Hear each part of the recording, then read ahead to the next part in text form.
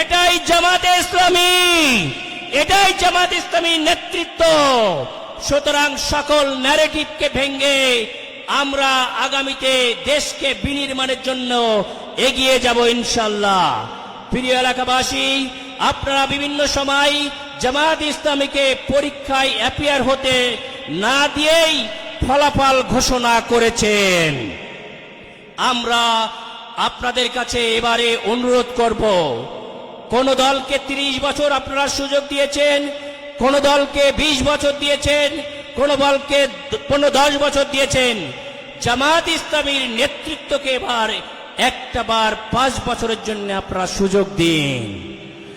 আমরা আপনাদের সাজানো বাগানকে আমানতদারিত্বের স্বরে রক্ষা শুধু করবই না, যে কয়টা ফুল আমরা আপনাদের কাছ থেকে বুঝে নেব তার থেকে আরো অনেক গুণে সুন্দর করে ফুলে ফলে ভরিয়ে দিব ইনশাআল্লাহ। প্রিয় এলাকাবাসী, আমি কথা দিচ্ছি, আমি যদি আপনাদের ভোটের মাধ্যমে নির্বাচিত হই, আমি কোনোদিন ভাই থেকে সার হব না। আমরা সন্ত্রাস করব না, আমরা চাঁদাবাজি করব না, আমরা কোনো বৈদ্যুতিক খাম্বার দিকে চোখ তুলে তাকাবো না, আমরা কোনো পার্সেন্টেজের ব্যবসা করব না, আমরা কোনো বাতাস ভবন করব না।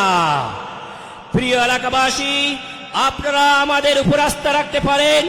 বাংলাদেশ জামাত ইসলামী সৎ, যোগ্য, কর্মঠ, শিক্ষিত, মার্জিত, প্রফেশনালি, পলিটিক্যালি সাকসেসফুল লোককে আপনাদের সঙ্গে স্যাক্রিফাইস করেছে, পেশ করেছে, আপনারা গ্রহণ করবেন এই আশা আমরা রাখতে পারি।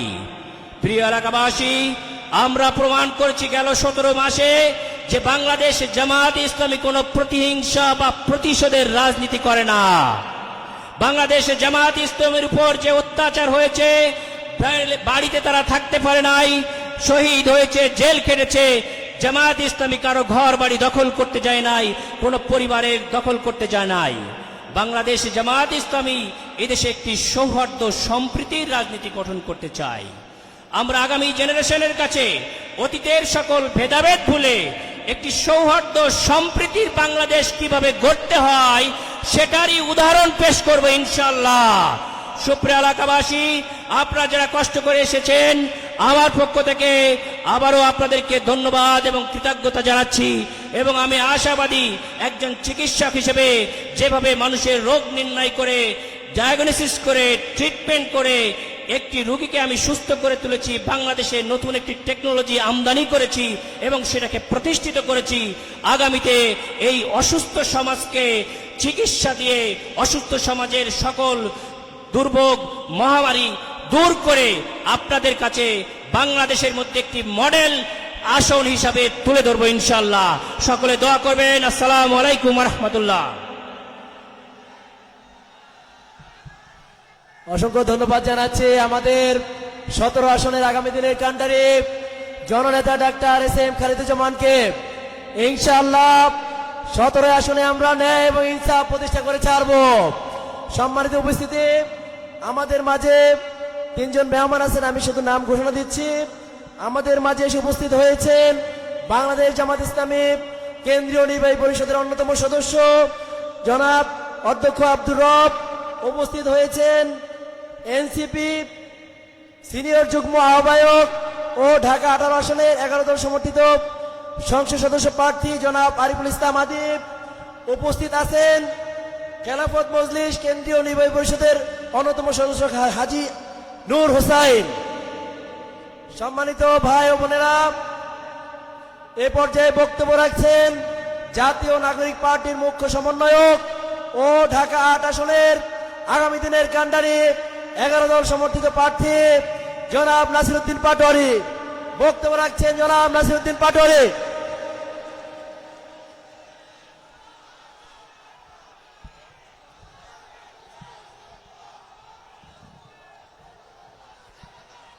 আসসালামু আলাইকুম ওয়া রাহমাতুল্লাহি ওয়া বারাকাতুহু।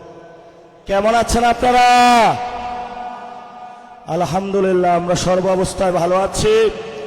গতকালকে আমাদের এক ভাইকে শহীদ করা হয়েছে, তারপরও আমরা আজাদের মিছিলে ছুটে এসেছি এই আজাদির মিছিল বাংলাদেশে কিয়ামত পর্যন্ত চলবে ইনশাআল্লাহ। প্রিয় উপস্থিতি, বিসমিল্লাহির রহমানির রহিম। নাহমাদুহু ওয়া নুসাল্লি আলা রাসূলিহিল কারীম। ইয়্যাকা না'বুদু ওয়া ইয়্যাকা নাস্তাঈন। আজকের এই ঢাকা 18 আসনে দাঁড়িপাল্লার রাহবার, যিনি পুরো বাংলাদেশে মানুষকে স্বপ্ন দেখিয়েছেন, নারীদের ভরসার প্রতীক হয়ে উঠেছেন, তরুণদের ভরসার প্রতীক হয়ে উঠেছেন, সম্মানিত জামায়াত ইসলামীর আমির উপস্থিত হয়েছেন, আরো আছেন এই ঢাকা 18 আসনের আপনাদের আশা এবং আকাঙ্ক্ষার প্রতীক দাঁড়িপাল্লার সম্মানিত প্রার্থী, যাকে আপনারা আগামী 12 তারিখে ভোট দিয়ে জয়যুক্ত করে, গতকালকে যারা আমাদের ভাইকে খুন করেছে আমরা 12 তারিখে প্রতিশোধ নেব ইনশাআল্লাহ।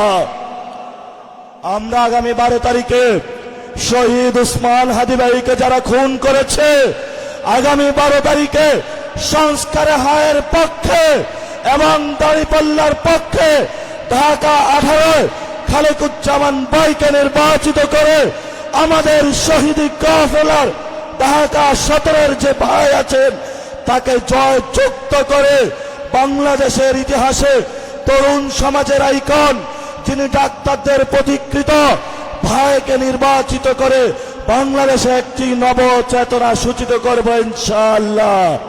আমি ভাইকে আমার পাশে আসার জন্য একটু অনুরোধ জানাচ্ছি। ভাই, আপনি আসবেন আমার সাথে।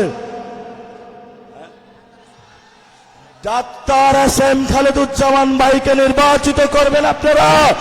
সবাই হাত তুলে শপথ করে। ভাই কি এইচএসসি পাস নাকি ডাক্তার? ভাই টেন্ডারবাজের বিরুদ্ধে দাঁড়াবে, চাঁদাবাজের বিরুদ্ধে দাঁড়াবে, দুর্নীতির বিরুদ্ধে দাঁড়াবে, সন্ত্রাসের বিরুদ্ধে দাঁড়াবে।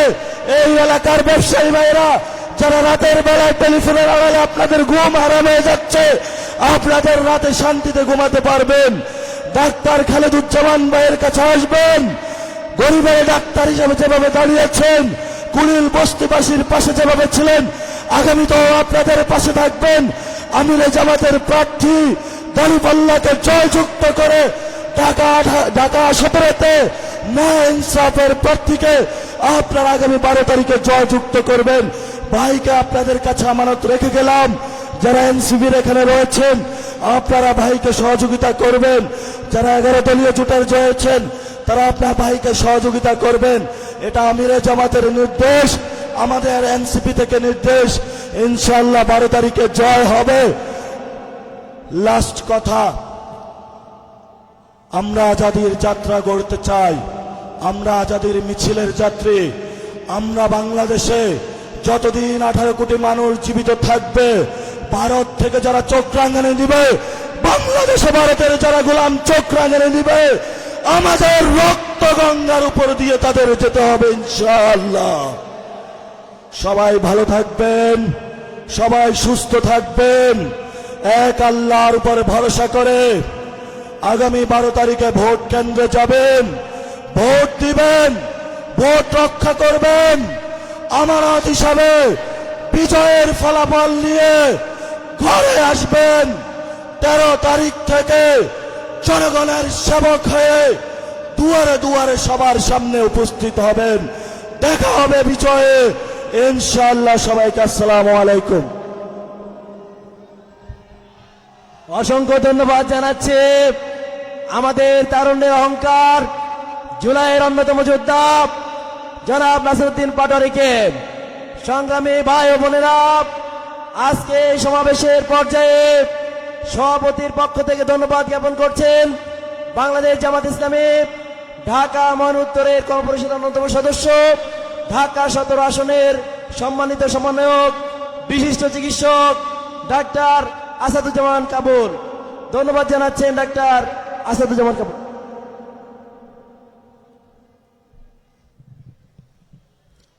আলহামদুলিল্লাহ, আলহামদুলিল্লাহ রাব্বিল আলামিন, ওয়াসসালাতু ওয়াসসালামু আলা রাসূলিহিল কারীম ওয়া আলা আলিহি ওয়া সাহবিহি আজমাইন।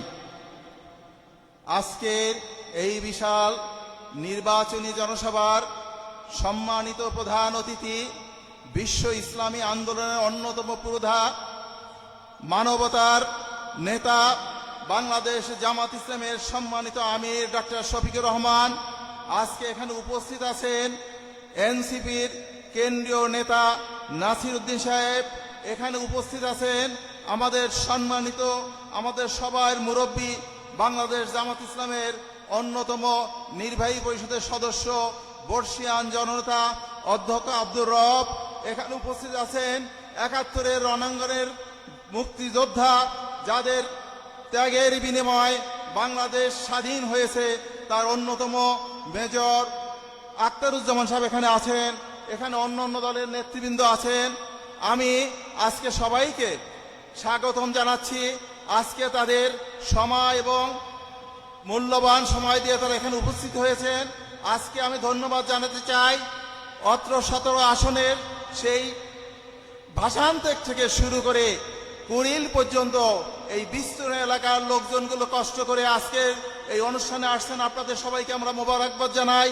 আমি সব শেষে যারা অত্যন্ত পরিশ্রম করে রাত দিন খেটে আজকের এই অনুষ্ঠানকে সাফল্যমণ্ডিত করেছেন, তাদের প্রতি আমি কৃতজ্ঞতা প্রকাশ করছি। আমি আজকে পরবর্তী আমাদের দিক নির্দেশনার জন্য আমরা আমাদের সম্মানিত আমির ডক্টর শফিকুর রহমানের দিক নির্দেশনা বক্তব্যের জন্য আমরা ইনশাআল্লাহ এখানে অপেক্ষা করব। ওনার বক্তব্যের পরেই আমাদের আজকের এই নির্বাচনী জনসভা সমাপ্তি হবে। আখির দাওয়ানা আলহামদুলিল্লাহি রাব্বিল আলামিন।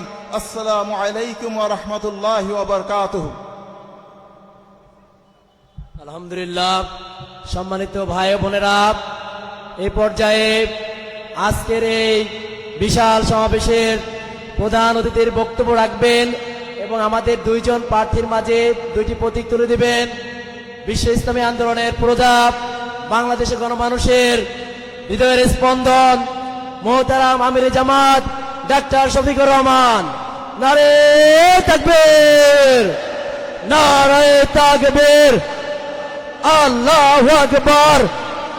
বাংলাদেশ জামাত ইসলামী জিন্দাবাদ, জিন্দাবাদ।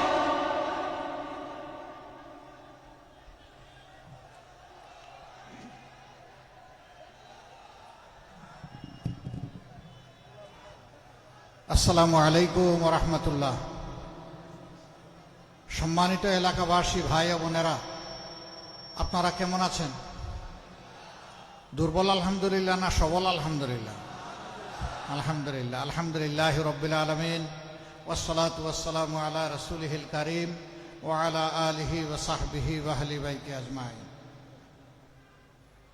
ঢাকা ১৭ আসনে আসন্ন নির্বাচনে 11 দল সমর্থিত জামাত ইসলামী মনোনীত প্রার্থী, বিশিষ্ট চিকিৎসক সমাজসেবক জনাব ডাক্তার এস.এম. খালেদুজ্জামান এর পক্ষে আজকের আয়োজিত এই নির্বাচনী জনসভার সম্মানিত সভাপতি, বিশিষ্ট চিকিৎসক জনাব ডাক্তার আসাদুজ্জামান কাবুল, মঞ্চে বসা 11 দলের সম্মানিত নেতৃবৃন্দ, শহীদ পরিবারের সদস্যবৃন্দ, জুলাই যুদ্ধে অংশগ্রহণকারী বীর যোদ্ধাবৃন্দ এবং ভাই ও বোনেরা, সাংবাদিক বন্ধুগণ, বক্তব্য আপনারা শুনছেন দীর্ঘক্ষণ ধরে।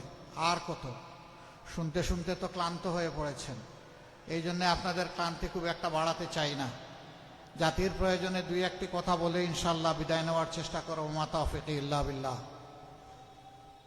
প্রিয় দেশবাসী, বাংলাদেশ ইতিহাসের একটি গুরুত্বপূর্ণ বাঁকে এসে এখন দাঁড়িয়েছে। এক এক করে স্বাধীনতার পর ৫৪টি বৎসর আমরা অতিক্রম করেছি। আমরা অনেকগুলা দলের শাসন দেখেছি, জোটবদ্ধ শাসনও আমরা দেখেছি। সেই শাসনগুলো একেবারেই বাংলাদেশের মানুষের জন্য কিছুই করে নাই একথা আমি বলবো না। তারা করেছেন, কিন্তু সদিচ্ছা থাকলে আরো অনেক কিছু করার সুযোগ ছিল।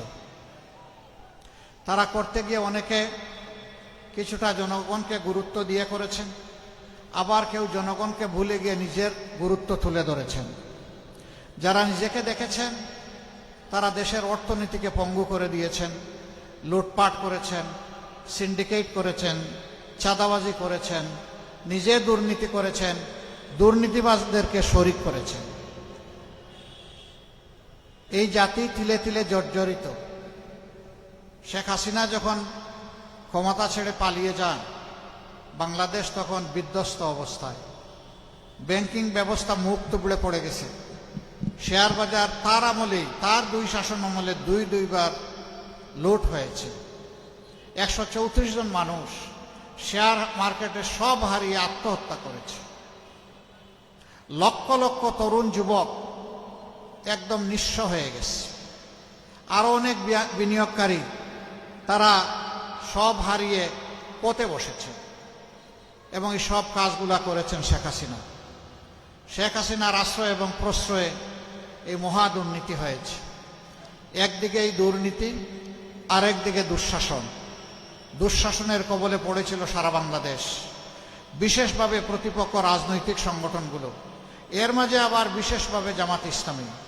এই একটি দলের উপর শতাব্দীর সবচেয়ে বড় জুলুম করা হয়েছে। এক এক করে 11 জন নেতাকে খুন করা হয়েছে। তারপরে 1000 কর্মীকে খুন করা হয়েছে, 5000 কর্মীকে পঙ্গু করা হয়েছে, 700-র মতো সহকর্মীকে গুম করা হয়েছে। তার মধ্যে 8 জন এখনো ফিরে আসেননি আমাদের বুকে। তারা কি আছেন না দুনিয়া ছেড়ে চলে গেছেন? তাদেরকে দুনিয়া থেকে বিদায় করে দেওয়া হয়েছে, আমরা জানি না, তাদের মা বাবারা জানে না, আপনজনরা জানেন না। শুধুই 8 জন নয়, এরকম আরো অনেক মানব সন্তান তারা তাদের আপনজনের বুকে ফিরে আসেননি। সেই কষ্ট, সেই দুঃখ বুকে চেপে আমরা বুকে ধরেই আমরা এগিয়ে চলেছি। এই সব কিছুর পরে 24-এর 5ই আগস্ট একটা পরিবর্তন বাংলাদেশে আসলো। এই পরিবর্তনের নিয়ামক শক্তি ছিল আমাদের যুব সমাজ। এর আগে 15 বৎসরের মতো সময় আমরা ফ্যাসিবাদের বিরুদ্ধে আন্দোলন সংগ্রাম লড়াই করেছি, কিন্তু ফ্যাসিবাদীদেরকে আমরা বিদায় দিতে পারি নাই। আমাদের যুবক যুবতী সন্তান সন্ততিরা তাদের একটি ন্যায্য দাবি নিয়ে তারা আন্দোলনে নেমেছিল। হাতুড়ি, মুগর আর লাঠি দিয়ে, বন্দুক আর গুলি দিয়ে তাদের সেই আন্দোলনকে দমানোর চেষ্টা করা হলো। জুলাইয়ের 15 তারিখ ঢাকা বিশ্ববিদ্যালয়ে আমাদের কলিজার টুকরা মেয়েদের উপর আক্রমণ চালালো গুন্ডা বাহিনী। সেদিন তারা ভুলে গিয়েছিল যে তারা মানুষ না অন্য প্রাণী। এই ক্ষত গোটা জাতিকে বিস্ফোরিত করেছিল। সমস্ত মায়ের মনে দুলা লেগেছিল, বিদ্রোহের আগুন জ্বলে উঠেছিল। 16 তারিখ 6 জন সিংহ শার্দুল তারা ফ্যাসিস্ট সরকারের গুলিতে নিহত হলো। বিপ্লবের আইকন আবু সাইদ, বেগম রোকেয়া বিশ্ববিদ্যালয়ের মেধাবী ছাত্র, সে রাস্তায় নেমে, রাজপথে নেমে বলেছিল, হয় আমার অধিকার দে, না হয় আমাকে একটা গুলি দে। সে ডানা মেলে বলেছিল, বুকের ভিতরে তুমুল ঝড়, বুক পেতেছি, গুলি কর। তার আস্থা ছিল, বিশ্বাস ছিল, জনগণের টাকায় কেনা অস্ত্র এবং গুলি তার বুকে বিঁধবে না। কিন্তু না, একটা নয়, দুইটা নয়, তিনটা গুলি করে তাকে খুন করা হয়। তাকে খুন করার পরে নোংরা রাজনীতি শুরু হয়। প্রধানমন্ত্রী থেকে শুরু করে সেই সময়ের সকল নেতা পাতারা বলতে শুরু করলেন, সে বাহিনীর গুলিতে নিহত হয় নাই, সহযোদ্ধাদের গুলিতে নিহত হয়েছে। এরপরে বলা হলো কোনো গুলি তার গায়ে লাগে নাই, সে এমনিই পড়ে মরে গেছে। তার পোস্টমর্টম রিপোর্ট নিয়ে জালিয়াতি করা হলো। এইরকম জাতির সাথে এরা 15.5 বছর চরম জালিয়াতি এবং ধোঁকাবাজি করেছে। সত্য আড়াল তাকে না, বেরিয়ে এসেছে। এই যে আবু সাইদরা বুক পেতে দিয়েছিল, কার জন্য? এই আমরা, আপনারা, এখানে ওখানে যারা বসে আছি তাদের জন্য। আপনার আমার মুক্তির জন্যে, মাথা উঁচু করে বুক ফুলিয়ে বাংলাদেশে চলার জন্যে, অপশাসনকে বিদায় জানানোর জন্যে, দুর্নীতিকে লাল কার্ড দেখানোর জন্যে, বৈষম্য দূর করার জন্যে, মানুষের ন্যায্য অধিকার প্রতিষ্ঠার জন্য। এই জন্যে সেদিন আমাদের সন্তানদের স্লোগান ছিল উই ওয়ান্ট জাস্টিস। আমরা সমাজে আর কোনো অবিচার চাই না। অবিচারের সংস্কৃতি থেকে আমরা এই জাতিকে বের করে আনবো। আলহামদুলিল্লাহ তারা বের করে এনেছে, তাদেরকে সেলিউট। তারা যখন রাস্তায় নেমে এসেছে, মায়েরা তখন ঘরে বসে থাকেন নাই, তারাও রাস্তায় নেমে পড়েছেন। সন্তান তার লড়াই করবে অন্যায়ের বিরুদ্ধে, মা বসে থাকবেন ঘরে। বিপ্লবী মাদের জন্য এটা মানায় না। এই জন্য মারাও সেদিন রাস্তায় নেমে এসেছিলেন। এমনকি এক মা তো তার 10 মাসের অবুঝ শিশুকে বুকে তুলে নিয়েই রাস্তায় নেমে পড়েছিলেন। সাংবাদিকরা তাকে জিজ্ঞেস করেছিল, আপনি এই কাজটা করতে গেলেন কেন? তিনি বললেন, কি কাজ করেছি? বললেন যে আপনি তো সাংঘাতিক কাজ করেছেন।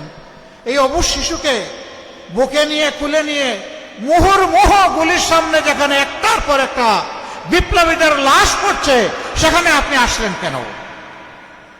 তিনি বলেছিলেন, সো হোয়াট, কি হয়েছে? বলে, হ্যাঁ কি হয়েছে মানে? গুলি এসে যদি আপনার বুক কিংবা সন্তানের বুক অথবা দুইজনকেই যদি আফুড় আফুড় করে দেয়, বলেছে নো ম্যাটার, আমি এবং আমার সন্তান শহীদের তালিকায় নাম লেখায় ফেলবো। এরপরে এই মা বললেন, এই সাংবাদিক, তুমি জেনে রাখো, সন্তান আমার কোলে যাকে দেখছো একটাই আমার সন্তান নয়। আজকে বাংলাদেশের রাজপথে যত তরুণ তরুণী যুবক যুবতী রাস্তায় নেমেছে, এই সবগুলো আমার সন্তান। আমি আমার সন্তানদেরকে শক্তি যোগাতে এসেছি। আমি বলতে এসেছি, তোমরা কাপুরুষ হয়ো না, তোমরা লড়ে যাও, বিজয় তোমাদের অনিবার্য। আমরা এই মায়েদের কাছে ঋণী। প্রিয় দেশবাসী, কেমনে এত তাড়াতাড়ি আমরা জুলাইয়ের বিপ্লবীদের ভুলে বসেছি? কেমনে নিজের সাথেই প্রতারণা করা যায় আমি বুঝি না। অনেকে জুলাইকেই স্বীকার করেন না। জুলাই চেতনা ধারণা করে জুলাই সনদ অনেকে বাস্তবায়ন চান না। অনেকে সংস্কারের পক্ষে না, এখন বলেই দিচ্ছেন যে অনিচ্ছা সত্ত্বে আমরা সংস্কারের সাইন করেছি। এখানে সাইন না করা পক্ষ আছে, কিন্তু তারাও আজ দিচ্ছে সংস্কারে হা বলতে হবে। অথচ যারা সেদিন স্বাক্ষর করলেন তারা এখন চুপ, তাদের মুখে এখন কোনো বলি নাই। তাদেরকে তাদের অবস্থান বিনয়ের সাথে বলবো, আপনারা স্পষ্ট করুন, আপনারা কি সংস্কার চান নাকি আপনারা সংস্কার চান না? না না, আপনাদেরকে বলি নাই, যারা চুপ করে আছেন তাদেরকে আপনাদেরকে খুলাসা করতে হবে, বলতে হবে আপনারা কি চান। যদি আপনারা সংস্কার চান, এদেশের মানুষ বিবেচনা করবে এক ধরনের, যদি সংস্কার না চান তাহলে সিদ্ধান্ত নেবে ভিন্ন ধরনের।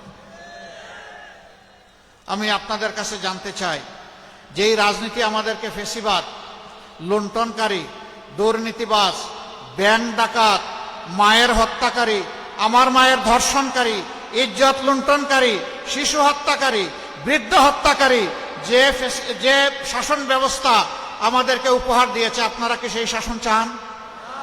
পুরানা অবস্থা ফসা সেই শাসন অবশ্যই আপনারা চান না। তাহলে আগামী 12 তারিখ ইনশাআল্লাহ প্রথম ভোট হবে হ্যাঁ। আমরা গণভোটে কি বলবো? প্রথম সিল পড়বে কিসের উপর? হ্যাঁ মানে আজাদি, না মানে গুলামি। আজাদি না গুলামি? আজাদি, আজাদি। সম্মানিত ভাইরা এবং আমার বোনেরা, এই আমরা কয়েকজন মানুষ দায়িত্ব নিলে ইনশাআল্লাহ আমরা চেহারা পাল্টে দিতে পারবো। আমরা ঘরে ঘরে, জনে জনে, আপনজন, প্রিয়জন, পাড়া প্রতিবেশী, কর্মস্থলের সাথী সবাইকে আমরা বুঝাবো, আমরা মর্যাদা নিয়ে বাঁচতে চাই, আমরা নূতন বাংলাদেশ চাই। আমরা গর্ব করে বলতে চাই আমি বাংলাদেশ, আপনি বলবেন আপনিই বাংলাদেশ। আমরা সেই বাংলাদেশটি গড়তে চাই, যে বাংলাদেশের নাগরিক হয়ে গর্বের সাথে পরিচয় দেওয়া যাবে যে আমি একজন বাংলাদেশী। এখন সেই পরিচয় সংকট অনেক জায়গায় আছে।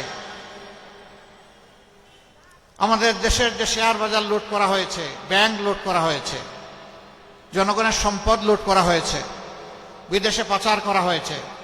বাংলাদেশ ব্যাংকের তথ্য অনুযায়ী অফিসিয়ালি যেই মানির সন্ধান পাওয়া গেছে তার পরিমাণ হচ্ছে 28 লক্ষ কোটি টাকা। বাংলাদেশের রাষ্ট্রীয় বাজেটের 4 গুণ বার্ষিক বাজেটের। আমরা আপনাদেরকে কথা দিচ্ছি, আপনাদের ভালোবাসায় ভোটে আল্লাহ যদি আমাদেরকে সুযোগ দেন, নির্বাচিত করেন, এই দেশ সেবার দায়িত্ব আমাদের হাতে আল্লাহ তুলে দেন, আমরা ওই সমস্ত লুটেরাদের মুখ দিয়ে পেটের ভিতরে হাত ঢুকিয়ে আপনাদের এই অর্থ উদ্ধার করে নিয়ে আসবো ইনশাআল্লাহ। এই অর্থ কোনো পরিবার, কোনো গোষ্ঠীর প্রয়োজনে ব্যয় হবে না। এই অর্থ রাষ্ট্রীয় কোষাগারে সংযুক্ত করা হবে ইনশাআল্লাহ। আর তাই দিয়ে এই দেশের যুবকদের হবে কর্মসংস্থান, এই দেশের জনগণের হবে উন্নয়ন ইনশাআল্লাহ। সেই উন্নয়ন এবং কর্মসংস্থান হবে ইনসাফের ভিত্তিতে, কারো মামু খালুর টেলিফোনে নয়। ওই টেলিফোনের পরোয়া সেদিন আমরা করব না। বিবেক দিয়ে ইনসাফ আমরা কায়েম করব ইনশাআল্লাহ। যার যেটা অধিকার, যার যেটা হক, তার হাতে সেটা পৌঁছে দেওয়া হবে আমাদের দায়িত্ব। মানুষকে সেদিন আন্দোলন করতে হবে না, মিছিল করতে হবে না। অনেকে আবার এটার ভুল ব্যাখ্যা করে, কয় আপনারা কি বন্ধ করে দিবেন freedom of expression? No, freedom of এক্সপ্রেশনকে শতবার শ্রদ্ধা করব, আরো বেশি বিকশিত করব। মানুষ কেন তার অর্থের এবং সময়ের অপচয় করে দিনের পর দিন, রাতের পর রাত রাস্তায় পড়ে থাকবে? এটি একটি দেশের জন্য লজ্জা। এ জিনিস আমরা হতে দেব না। মানুষের সমস্যাগুলো মানুষের সাথে ডায়ালগ করে তুলে এনে অগ্রাধিকারের ভিত্তিতে সেগুলা সমাধান করা হবে রাষ্ট্রের দায়িত্ব, এবং এই রাষ্ট্র এটা করবে ইনশাআল্লাহ। আমরা আপনাদেরকে কথা দিচ্ছি, 17 মাস আমরা চাঁদাবাজি করি নাই। আমি কি ঠিক বললাম না বেঠিক বললাম? 17 মাস আমরা মামলা বাণিজ্য করি নাই। 17 মাস আমরা দখল বাণিজ্য করি নাই। 17 মাস আমরা কোনো মায়ের ইজ্জতে হাত দেই নাই। 17 মাস আমরা কোনো মানুষের গুম হারাম করি নাই। 17 মাস আমরা সমাজে সন্ত্রাস কায়েম করি নাই। আমরা বলেছিলাম এগুলো আমাদের খাসলতের সাথে, চরিত্রের সাথে যায় না, আমরা এগুলা করি না। আগামীতে আল্লাহ যদি আমাদেরকে এই দেশের দায়িত্ব দেন, এগুলো আমরা করতে দেব না। ব্যবসায়ীরা ব্যবসা করবেন নিরাপদে, কোনো টেলিফোন এসে তাকে হুমকি ধমকি দিতে পারবে না। এখন ডিজিটাল যুগ, ইনশাআল্লাহ আমরা সেই অ্যাপস ডেভেলপ করে আপনাদের হাতে তুলে দেব। চাঁদাবাজ আপনার কাছে আসা মাত্রই তার সমস্ত ডকুমেন্ট এবং ইনফরমেশন যথাস্থানে চলে যাবে। আপনার কিছুই করা লাগবে না, স্বয়ংক্রিয়ভাবে অ্যাপস চালু হয়ে যাবে। দুর্নীতিবাজ লুকিয়ে বাঁচতে পারবে না, তারটাও স্বয়ংক্রিয়ভাবে আমাদের জালে ধরা পড়ে যাবে। তবে হ্যাঁ, চাঁদাবাজ দুর্নীতিবাজ যারা, তাদের জন্য সুসংবাদ আছে। তোমরা এই সমাজের মানুষ, আমরা তোমাদেরকেও সম্মান জানাতে চাই, ভালোবাসতে চাই। কিন্তু এখন যে অপকর্ম করছো তা করলে নয়, এখান থেকে সরে আসো। আমরা তোমাদেরকে শিক্ষিত এবং প্রশিক্ষিত করে তোমাদের হাতেও মর্যাদার কাজ তুলে দেব ইনশাআল্লাহ। সেদিন হালাল রুজি করে তোমরাও ইজ্জতের সাথে, সম্মানের সাথে বাঁচবা। প্রিয় যুব সমাজ, আমরা জানি লেখাপড়া করার পরে অনেকে কাজ পাচ্ছেন না। কেন পান না? দুটি কারণে পান না। দুর্নীতির রমরমা বাণিজ্য আর বেইনসাফি, এই দুই কারণে আপনারা কাজ পান না। আরেকটা কারণ আছে, সেই কারণ হলো যে শিক্ষাটা আমাদের সন্তানদেরকে দেয়া হচ্ছে, এই শিক্ষা দুনিয়ার অনেক প্রয়োজন পূরণের উপযুক্ত নয়। ইনশাআল্লাহ আমাদের কাজ হবে শিক্ষায় নজর দেওয়া, দক্ষ মানুষ তৈরি করা, চরিত্রবান দেশপ্রেমিক নাগরিক তৈরি করা, যারা দেশকে নিজের অন্তরে ধারণ করবে, বলবে এদেশ আমার দেশ, 18 কোটি মানুষের কাছে আমি ঋণী, আমার শিক্ষার বিকাশে সকলের অবদান আছে, অতএব আমাকে ঋণ পরিশোধ করতে হবে এই জাতির। এই অনুভূতি নিয়ে তারা জাতিকে সেবা দিবে ইনশাআল্লাহ। আমরা পরিষ্কার বলে দিচ্ছি, যুবক ভাই ও বোনেরা, তোমাদের হাতে আমরা কোনো বেকার ভাতা তুলে দেব না। এই বেকার ভাতা তুলে দিয়ে আমরা তোমাদেরকে অপমানিত করতে চাই না। তোমাদের হাতগুলাকে দেশ গড়ার দক্ষ কারিগরের হাতে হাত হিসাবে গড়ে তুলে তোমাদের হাতে উপযুক্ত কাজ তুলে দিতে চাই। সেদিন এই কাজ করবা, দেশ গড়বা, বুক ফুলিয়ে বলবা আমি বাংলাদেশ। এ বাংলাদেশ আমার। এ বাংলাদেশের জন্য আমি অনেক কিছু করতে চাই। যেইভাবে বুক চিতিয়ে যুদ্ধ করেছিলাম, লড়াই করেছিলাম, সেই লড়াইয়ের দাবি আমার কার্যক্রম দিয়ে আমি পূরণ করতে চাই। যুবকরা রাজি নাকি বেকার ভাতা? না, বেকার ভাতা নাই। ওকে, ফাইন। ইনশাআল্লাহ আমরা সবাই মিলে বাংলাদেশ গড়ব। আমি কি করব? আমি তো একজন বয়স্ক মানুষ, আমাকে কি তোমাদের দলে রাখবা? আমি আছি তোমাদের সাথে, আমিও যুবক আলহামদুলিল্লাহ। যুবক সেই ব্যক্তি যার যৌবনের উদ্দীপনা থাকে, বুড়া সেই ব্যক্তি বয়স 22 বছর হলেও সব কিছু দেখে যে ভয় পায়, সে হইল বুড়া। আমরা ওই বুড়া হতে চাই না ইনশাআল্লাহ তাআলা আজিম। এই এলাকা বাংলাদেশের সবচেয়ে শিক্ষিত মানুষের এলাকা। এই এলাকার মানুষ বহু জাতের অশান্তিতে আছেন। সবচেয়ে বড় অশান্তিটা তাদের উপর নানা ধরনের মানসিক নির্যাতন করা হয়। আমরা এই ভাই বোনদেরকে আশ্বস্ত করছি, আপনাদের বুটের আমানত যদি আমাদেরকে সমঝান, আমাদের উপর আস্থা রেখে, আমাদের দায়িত্ব হবে আপনাদের আস্থার প্রতিদান দেওয়া। তখন আর কোনো জালেম ওই টেলিফোন করে আপনাকে কষ্ট দিতে পারবে না, বাড়ির গেইটে এসে হুমকি দিতে পারবে না, সন্ত্রাসী পাঠিয়ে আপনার জীবনকে অতিষ্ঠ করে তুলতে পারবে না। ইনশাআল্লাহ আমরা ওই সমস্ত সন্ত্রাসী এবং দুর্নীতিবাজদের গাছের পাতা ধরে টান দিব না, ওদের মূল সহ টান দিব। সুযোগ দিব সংশোধনের, সুযোগ গ্রহণ না করলে শাস্তির জন্য তাদেরকে প্রস্তুত থাকতে হবে। এই ব্যাপারে আমরা হব চরম কঠোর এবং নির্দয়। এই ব্যাপারে কাউকে ছাড় দেওয়া হবে না। ধর্ম, বর্ণ, দল নির্বিশেষে যোগ্য ব্যক্তিটি যোগ্য জায়গায় পৌঁছে যাবেন সমাজের, এটি তার অধিকার। এটা আমরা নিশ্চিত করব ইনশাআল্লাহ। আমরা সমাজে ন্যায় বিচার সবার জন্য কায়েম করব, এটি আমাদের অঙ্গীকার। ন্যায় বিচার কায়েম না হলে একটা সমাজ কখনো টেকসই সমাজ হবে না, সভ্য সমাজ হবে না, উন্নয়ন অগ্রগতি অর্জন করতে পারবে না। যে অপরাধে একজন সাধারণ মানুষের বিচার হবে, শাস্তি হবে, একই অপরাধ করলে দেশের প্রেসিডেন্টকে আমরা ছেড়ে কথা বলবো না, তাকেও সমানভাবে বিচারের আওতায় আসতে হবে। কারো জন্য কোনো ধরনের ইম্পিউনিটি থাকবে না, কোনো দায় মুক্তি দেওয়া হবে না। সবাইকে দায়ী থাকতে হবে তার কর্মের জন্য। আমরা সেই বাংলাদেশকে গড়তে চাই। আরেকটা কথা আমাদের, আমরা চাই না আমি জামাতের আমির, বংশানুক্রমে আমার ছেলে হোক জামাতের আমির। আমরা ওই পরিবারতান্ত্রিক রাজনীতি চাই না, যে রাজনীতিতে পরিবার ছাড়া অন্য কেউ যোগ্য হলেও আসার সুযোগ নাই, সেই রাজনীতি আমরা দেখতে চাই না। ও রাজনীতির পরিবর্তন চাই। রাজার ছেলে রাজা হবে, একজন শ্রমিকের ছেলেও প্রধানমন্ত্রী হবে ইনশাআল্লাহ, যদি তার যোগ্যতা থাকে। ওই বাংলাদেশ আমরা গড়তে চাই, যেখানে সত্যিকারের মেরিটোক্রেটিক সোসাইটি হবে, যেখানে পলিটোক্রেটিক সোসাইটি হবে না। রাজনীতির আনুগত্য দেখে কাউকে মূল্যায়ন করা হবে না, মূল্যায়ন করা হবে তার মেধা এবং দেশপ্রেম দেখে। এই দুই জিনিস যার আছে সে অবশ্যই মূল্যায়িত হবে। সেই দেশটাই আমরা গড়তে চাই। অনেকে বিভিন্ন ধরনের কার্ড দেওয়ার কথা বলছেন। আমাদের সমাজে কার্ডের তিক্ত অভিজ্ঞতা আছে। ভুয়া কার্ডও এলট করা হয়েছে, জেনুইন মানুষও কার্ড পায় নাই। আবার কার্ড নিতে গিয়ে চাঁদা দিতে হয়েছে। এখন নাকি অগ্রিম চাঁদাও কেউ কেউ চেয়ে বসেছে। আবার বলা হচ্ছে কার্ডটা দিব মায়েদের হাতে। খুব ভালো, মায়ের সম্মান দেখাচ্ছেন। তো যিনি একদিকে কার্ড দিয়ে মাকে সম্মান দেখাচ্ছেন, তিনি বা তার সহকর্মীরা কিভাবে আমার মায়ের গায়ে হাত দেয়? এক হাতে কার্ড, আরেক হাতে আমার মায়ের গায়ে হাত, ওইটা আমরা বরদাস্ত করব না। আমরা মাদেরকে সম্মানের জায়গায় অধিষ্ঠিত করব ইনশাআল্লাহ।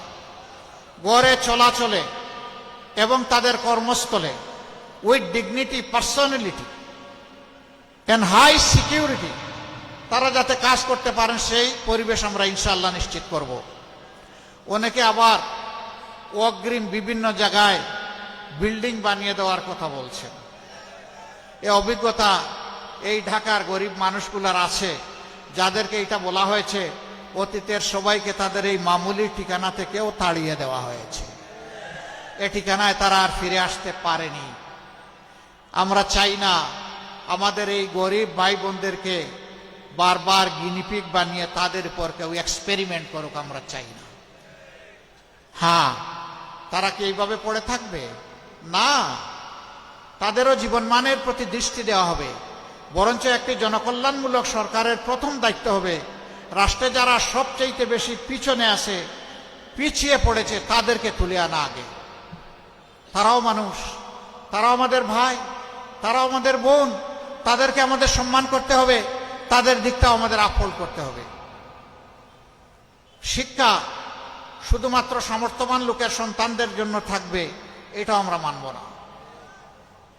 গরিবের সন্তান অভাবের তাড়নায় যে স্কুলে যেতে পারে না, সেই সন্তানের দায়িত্ব নেবে রাষ্ট্র। রাষ্ট্র হবে তার মা, রাষ্ট্র হবে তার বাবা। তার মেধা বিকাশে রাষ্ট্র থাকবে তার পাশে। ওই যে বলেছি না, শ্রমিকের সন্তানও ইনশাল্লাহ আগামীতে হবে বাংলাদেশের প্রধানমন্ত্রী। ওই প্রতিভাগুলোকে আমরা চমকে দিতে চাই, আমরা বিকশিত করতে চাই, আমরা লুফে নিতে চাই, আমরা বুকে তুলে নিতে চাই। আমরা সেই মানবিক বাংলাদেশ করতে চাই। আপনারা কি এই মানবিক বাংলাদেশের পাশে থাকবেন? এই এলাকার যে সমস্ত সমস্যা আছে, ন্যায্যতার ভিত্তিতে ইনশাআল্লাহ হক ইনসারে দাঁড়িয়ে তার সবগুলা সমাধান করা হবে ইনশাআল্লাহ, এক কথায়। কারণ রাষ্ট্র কারো উপর অনুকম্পা করবে না। রাষ্ট্র আবার কে? জনগণই তো সব। জনগণের ট্যাক্সেই তো রাষ্ট্র পরিচালিত হয়। সুতরাং সরকারে যারা যাবে তাদের দায়িত্ব হবে নিষ্ঠার সাথে, আমানতদারিত্বের সাথে যার যেটা অধিকার তার কাছে সেটা পৌঁছে দেওয়া। আমরা ঘোষণা করেছি আমাদের দল থেকে ইউনিয়ন পরিষদের মেম্বার থেকে শুরু করে জাতীয় পরিষদের মেম্বার যারা নির্বাচিত হবেন, আল্লাহর মেহেরবানিতে আপনাদের ভালোবাসা এবং ভোটে বছরে একবার শুধু নিজেদের নয়, নিজেদের পরিবারেরও সকল সদস্যের আর্থিক হিসাব জনগণের সামনে দিতে হবে। সংশ্লিষ্ট এলাকার জনগণের এটা জানার অধিকার থাকবে আপনাকে সামাজিকভাবে সম্মানিত করা হয়েছে তাদের ভোটে, আপনি তাদের ভোট নেওয়ার পরে কোনো নয়সয় করেছেন কিনা এটা জানার অধিকার আমাদের জনগণের। ভাই ও বোনেরা, সেই সাম্যের, কল্পনার, স্বপ্নের, আমাদের যুব সমাজের প্রাণের বাংলাদেশটা আমরা করতে চাই। যুবক বন্ধুরা, তোমরা তৈরি হয়ে যাও, বাংলাদেশ আমরা তোমাদের হাতে তুলে দিতে চাই। এবার আমরা আমাদের প্রার্থী সিলেকশন করতে গিয়ে যুবকদেরকে অগ্রাধিকার দিয়েছি, আর যুবকদের পুরা সংগঠনটাই আলহামদুলিল্লাহ আমরা একসাথে আছি। সেদিন যুবকরা থাকবে, বাংলাদেশ নামের যে প্লেন, সেই প্লেনের ককপিটে বসে থাকবে ক্যাপ্টেন হিসাবে যুবকরা, আমরা ইনশাল্লাহ বসে থাকবো প্যাসেঞ্জার সিটে। এবং সেই প্লেন তার নির্দিষ্ট গন্তব্যে সময় মতো পৌঁছে যাবে ইনশাআল্লাহ। আমরা পিছন নিয়ে আর কামড়াকামড়ি করব না, আমরা সামনে নিয়ে এগিয়ে যেতে চাই। সর্বশেষ শহীদ গতকাল আমার যে ভাইকে শহীদ করা হয়েছে, তার দোষ কি ছিল? এর আগে উসমান হাদিকে শহীদ করা হয়েছে, তার কি দোষ ছিল? আমরা এই সমস্ত শহীদদেরকে, আমরা আবু সাইদকে, আবু সাইদের সহযোদ্ধাদেরকে আমরা কথা দিচ্ছি ইনশাআল্লাহ এই বাংলার মাটিতে তোমাদের হত্যাকারীদের বিচার হবে। আমরা ন্যায্যতার ভিত্তিতেই বিচার করব, কোনো অন্যায় বিচার কারো উপর চাপিয়ে দেওয়া হবে না। যার যেটা পাওনা সেটাই তাকে দেয়া হবে। অতীতে যেমন অবিচার করা হয়েছে, আমরা সেই অবিচার আর দেখতে চাই না, আমরা ন্যায় বিচারটা দেখতে চাই। আসুন সেই প্রত্যাশার বাংলাদেশ গঠনে আমরা এগিয়ে যাই। 300টি আসনে 11টি দল নিজস্ব মার্কা নিয়ে যে জায়গায় যাকে দেওয়া হয়েছে তারা প্রতিদ্বন্দ্বিতা করছেন। ঢাকা 17 আসন, এখানে আমরা দিয়েছি ডাক্তার খালেদুজ্জামানকে, আমি তাকে এখানে আসার জন্য আহ্বান জানাবো। এখানে 11 দলের পক্ষ থেকে আমরা সকলে তাকে করেছি, আমাদের প্রতিনিধি। আমরা এখন সকলের পক্ষ থেকে তার হাতে ইনসাফের প্রতীক এই দাড়িপাল্লা তুলে দিলাম। ধরো, শক্ত করে উঁচু করে ধরো, তোমাকে ধরতে হবে, তুমি ছাড়লে হবে না। আল্লাহ তাকে এই পাল্লার ন্যায্যতার ভিত্তিতে এই এলাকার দায়িত্ব ইনসাফের ভিত্তিতে পালন করার তৌফিক দিন। ইনশাআল্লাহ 12 তারিখ বিজয় ছিনিয়ে এনে আপনারা আপনাদের হিসাব বুঝে তারপরে ঘরে ফিরবেন। ঘরে ফিরে আল্লাহ শুকরিয়া আদায় করে 2 রাকাত নামাজ আদায় করবেন। চোখের পানি দিয়ে 4টা সেজদা দেবেন। আল্লাহ যাদেরকে তার ভালোবাসার জন্য বিজয়ী করবেন একান্ত মেহেরবানিতে, তারা যেন তাদের উপর অর্পিত দায়িত্ব পালন করতে পারে তাদের জন্য দোয়া করবেন। মার্কা আছে? কোন সে মার্কা? আরো জুড়ে। সারা বাংলায় 17 আসনে 12 তারিখ সকাল সন্ধ্যা বিজয় হবে ইনশাআল্লাহ। ইনশাআল্লাহ আল্লাহ তাআলা কবুল করুন। এরপরে আমি আমাদের ভাই আরিফুল ইসলাম আদিব, যাকে আমরা ঢাকা 18 আসন থেকে, পার্শ্ববর্তী আসন থেকে আমরা 11 দলের পক্ষ থেকে প্রতিনিধি মনোনীত করেছি। আমরা আশা করি জনগণ তাকে নির্বাচিত করবে ইনশাআল্লাহ। তার প্রতীক হচ্ছে শাপলাকলি। তার প্রতীক কি? প্রতীক আছে? কোন সে প্রতীক? কোন সে প্রতীক? সারাদিন 12 তারিখ বিজয়ের মালা ইনশাআল্লাহ। সবাইকে ধন্যবাদ। আসুন আমরা মহান আল্লাহ শুকরিয়া আদায় করে তার তরে স্লোগান দিয়ে বিদায় নেই। লিল্লাহি তাকবীর, লিল্লাহি তাকবীর, ইনকিলাব ইনকিলাব, জিন্দাবাদ জিন্দাবাদ, ইনকিলাব জিন্দাবাদ। আসসালামু আলাইকুম ওয়া রাহমাতুল্লাহ। সংগ্রামী ভাই বোনেরা, আমরা যে যেখানে আছি সেখানে থাকবো। মোহতারাম আমিরে জামাত রাস্তায় পর্যন্ত চলে যাবেন, তারপরে আমাদের ডকুমেন্টারি আছে, সবাই দেখে যাবেন। ঢাকা 17 আসনের উপরে এখনই ডকুমেন্টারি শুরু হবে। আমরা যার যার অবস্থানে থাকবো, আমরা কেউ বের হব না। স্টেজ এবং সামনে যারা আছেন স্ব স্থানে বসুন। আমরা এখন 17 আসনের উপরে একটি ডকুমেন্টারি দেখব। সম্মানিত ভাইরা, সবাই ভাই বোনেরা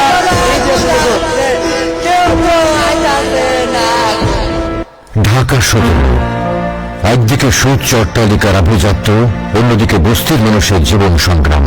এই বৈচিত্র্যময় জনপদের প্রয়োজন এমন একজন অভিভাবক যিনি একই সাথে প্রজ্ঞাবান এবং সেবার মানসিকতায় অবিচল।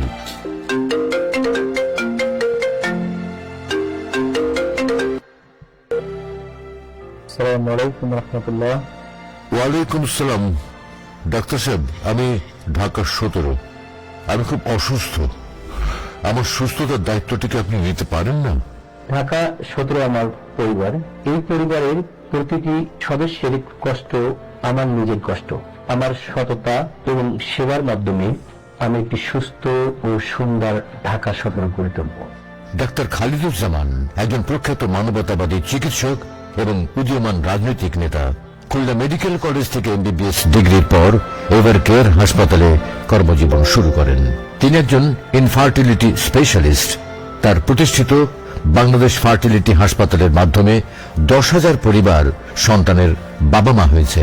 আমি একটা নবজাতক, আল্লাহর রহমতে এটা 8 বছর পরে আর কি। তো আমরা এবার তার জন্য দোয়া করব।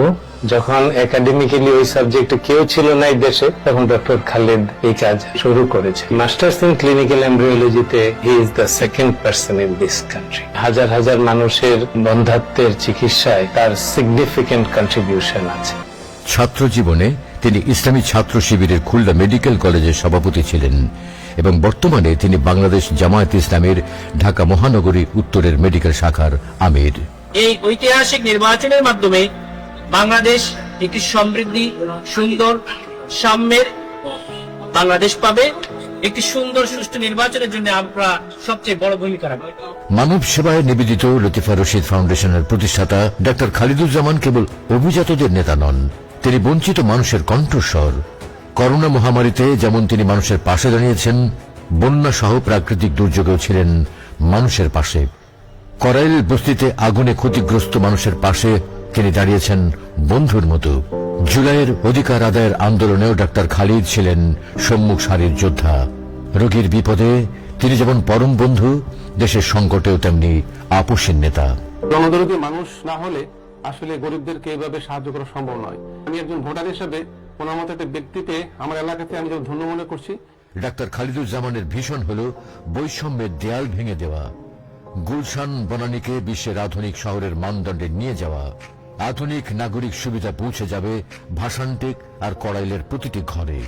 দুর্নীতিমুক্ত সমাজ আর ইনসাফ কায়েম করাই তার রাজনীতির মূল ভিত্তি। অফিসে একজন কর্মচারী নিয়োগ করতে অনেক যাচাই বাছাই করি, কিন্তু জনপ্রতিনিধি নির্বাচনের সময় আমরা তা কি করি? সুস্থ ও সুন্দর বাংলাদেশ গড়তে ডাক্তার খালিদুজ্জামানের মতো highly educated, professionally sound and politically visionary নেতা বাংলাদেশের রাজনীতিতে দরকার। পরিবারের একটি সদস্য যখন অসুস্থ হয় তখন তার প্রভাব পরিবারের সকল সদস্যের উপর পড়ে। একটি শহর যখন অসুস্থ হয় তখন তার প্রভাব সমাজের প্রত্যেকটি নাগরিকের উপর পড়ে। আমার ইচ্ছা একটি সুস্থ ও সুন্দর ঢাকা 17 গড়ে তোলা। সুস্থ ঢাকা মানে নির্মল বাতাস, বিশুদ্ধ খাবার পানি, বিশুদ্ধ খাবার এবং নিরাপদ জীবন। সুন্দর ঢাকা তার মানে প্রতিটি নাগরিকের জন্য দুর্নীতিমুক্ত, সন্ত্রাসমুক্ত, চাঁদামুক্ত একটি পরিবেশ এনশিওর করে দেওয়া। ইনশাল্লাহ সকলকে সঙ্গ নিয়ে একটি সুস্থ সুন্দর ঢাকা 17 গড়ে তোলা। আমার লাইফে এরকম কোনো হিস্ট্রি না যে কথা রাখি না, ঠিক আছে? সুস্থ ঢাকা, সুন্দর ঢাকা, ডাক্তার খালিদুজ্জামানের অঙ্গীকার। চলো একসাথে গড়ি বাংলাদেশ। সালাম আলাইকুম রহমতুল্লাহ। সম্মানিত উপস্থিতি, জিহাদ নামে একটি ছোট বাচ্চাকে খুঁজে পাচ্ছি না। আপনারা যদি আশেপাশে একটু দেখেন, যদি পেয়ে থাকেন তাহলে আমাদের